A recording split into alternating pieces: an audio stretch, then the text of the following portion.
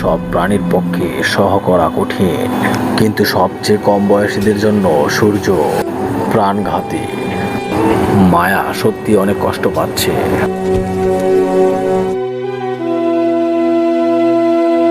একজনের জন্য তার সমস্ত প্রচেষ্টা একত্রিত করে একটি আনা গাছের শেষ চেষ্টা, কিন্তু তার আর কোনো শক্তি শরীরে নেই যে সে খাদ্য সংগ্রহ করবে।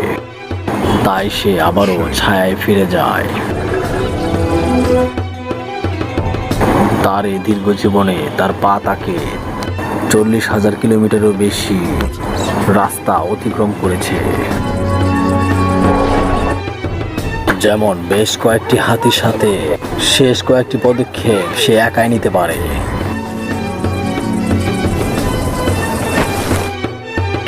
ক্লারিসা বিরতি নিতে পারে না।